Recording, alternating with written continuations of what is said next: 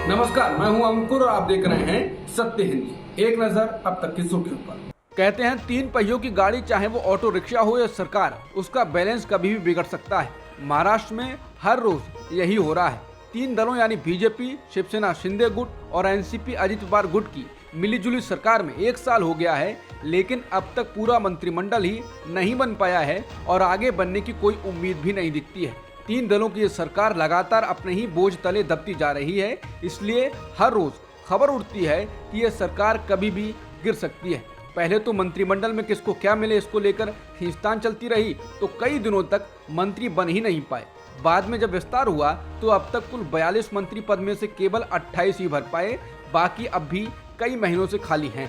पहले सत्ता का बंटवारा केवल बीजेपी और एकनाथ शिंदे के साथ आए करीब 45 विधायकों में होना था, लेकिन अब अजित पवार भी सरकार में आ गए और उनका भी दावा है कि उनके पास भी इतने ही विधायक हैं, सो खींचतान शुरू हो गई है। मुख्यमंत्री एकनाथ शिंदे को लगने लगा है कि अजित पवार को लाकर उनकी ताकत कम की गई है, इसलिए पहले तो वो नाराज होकर 3 दिन अपने पैतृक गांव चले गए और आने के बाद वीडियो जारी कर कह दिया कि मुझे कोई हटा नहीं सकता, मैं ही अगला मुख्यमंत्री बनूंगा। उधर बीजेपी की तरफ से कार्यकर्ता नाराज हैं कि उनको कुछ नहीं मिल रहा है और बस वो मेहनत कर रहे हैं, जबकि मलाई तो एकनाथ शिंदे और अजित पवार के मंत्री काट रहे हैं। बीजेपी की तरफ से भी कहा जा रहा है कि जल्दी ही बीजेपी का सीएम बनेगा, क्योंकि 103 विधायकों के साथ वो सबसे बड़ी पार्टी है। मुख्यमंत्री फिर से देवेंद्र फडणवीस ही बनेंगे। तो तीसरी तरफ अजित पवार कह रहे हैं कि सीएम तो वो भी बनना चाहते हैं और मौका मिला तो पीछे नहीं हटेंगे, यानी एक कुर्सी के 3 दावेदार हो गए। इसका असर सरकार पर साफ दिखाई दे रहा है। सरकार में शामिल बीजेपी के अलावा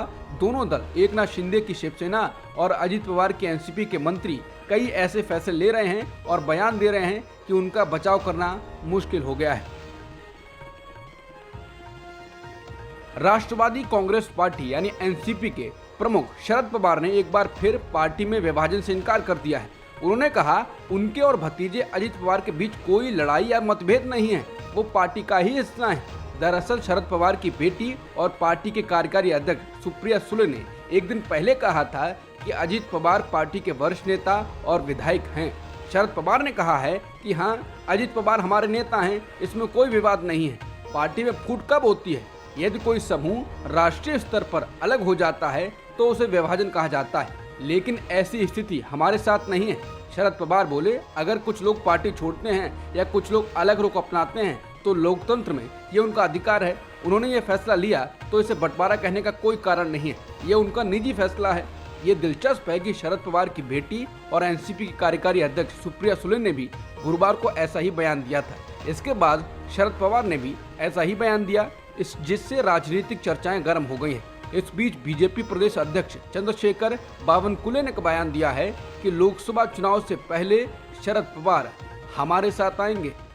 यूपी कांग्रेस अध्यक्ष अजय राय के ये कहने के बाद कि राहुल गांधी अमेठी से चुनाव लड़ेंगे, हलचल मच गई है। अब इसके बाद अमेठी से सांसद स्मृति ईरानी की प्रतिक्रिया आई है। स्मृति ईरानी ने कहा है, लोकतंत्र में सभी को अधिकार है, कोई कहीं से भी लड़े, लेकिन प्रश्न ये उठता है कि अमेठी में गांधी परिवार ने सदैव योगी और मोदी राज का विरोध किया है। स्मृति ईरानी बोली, मोदी योगी राज में अमेठी लोकसभा क्षेत्र में 7.5 लाख लोगों को मुफ्त अनाज मिलता है। क्या गांधी परिवार को लगता है कि गरीब अपने अधिकार का अनाज छोड़ देगा सिर्फ इसलिए कि गांधी परिवार पनप सके?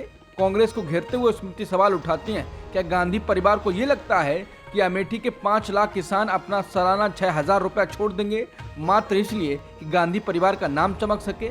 स्मृति कहती हैं, अमेठी में 90,000 परिवारों को जीवन में पहली बार घर मिला है। क्या ये लोग अपना घर छोड़ देंगे सिर्फ इसलिए कि गांधी परिवार का घर बच सके?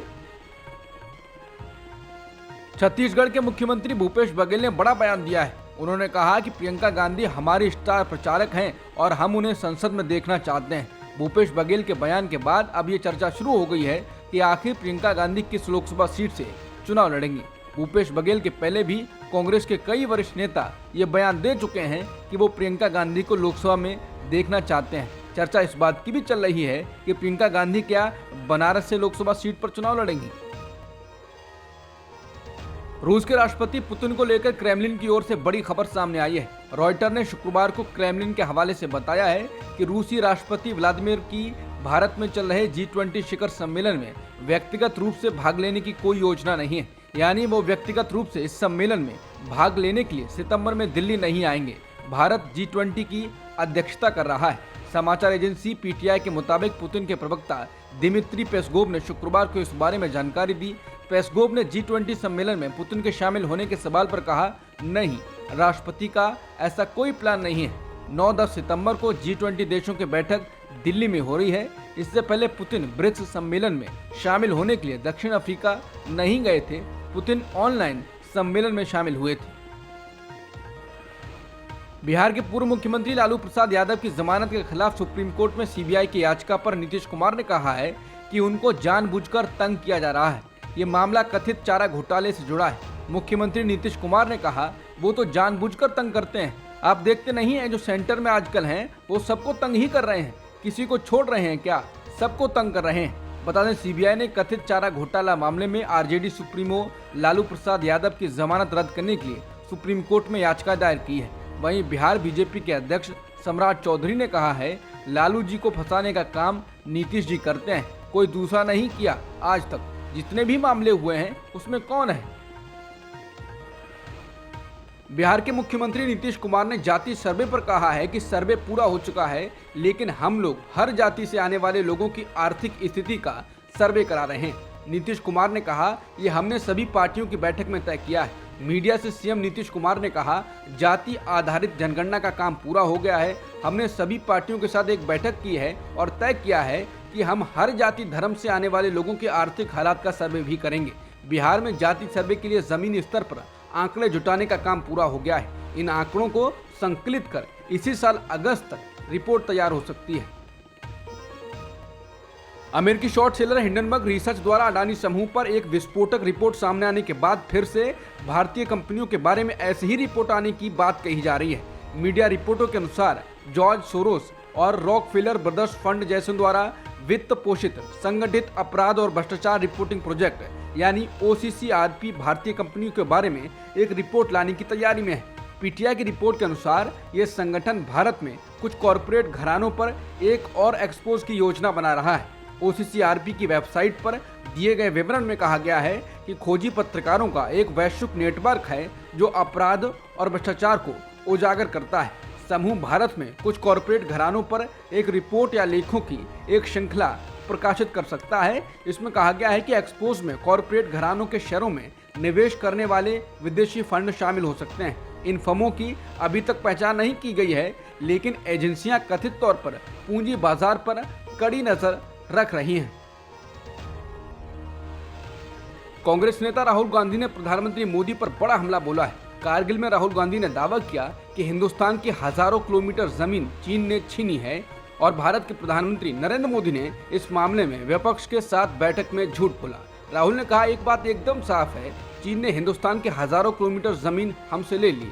दुख की बात है कि पीएम मोदी ने विपक्ष की बैठक में कहा कि हिंदुस्तान की 1 इंच जमीन नहीं ली गई है। लद्दाख के लोग जानते हैं कि चीन ने भारत की जमीन ली है और पीएम मोदी सच नहीं बोल रहे हैं। लद्दाख दौरे पर गए कांग्रेस सांसद राहुल गांधी ने शुक्रवार को चीन के मुद्दे पर मोदी सरकार को घेरा।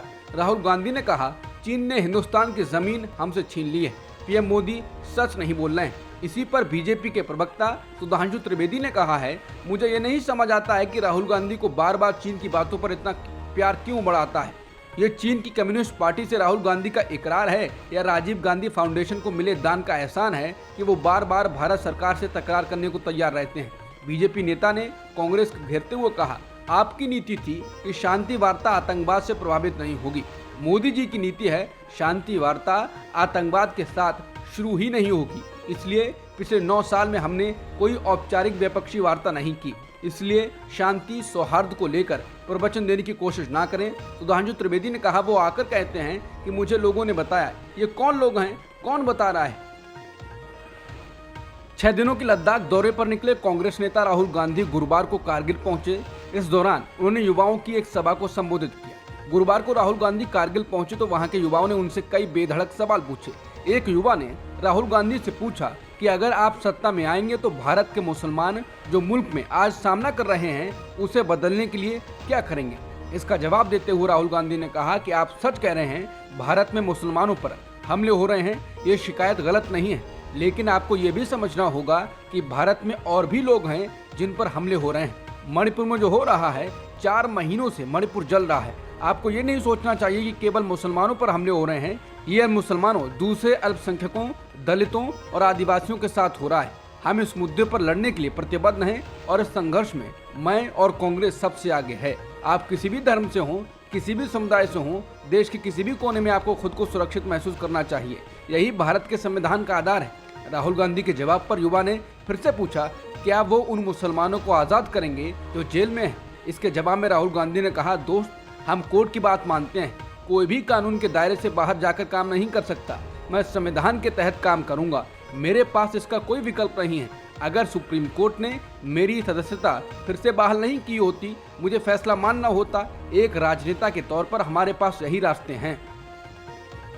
उत्तर प्रदेश कांग्रेस के नए अध्यक्ष अजय राय लगातार बयान दे रहे हैं और चर्चा में बने हुए हैं। उन्होंने अब कहा है कि राहुल गांधी को देश के प्रधानमंत्री बनाने में यूपी कांग्रेस की सबसे बड़ी जिम्मेदारी है।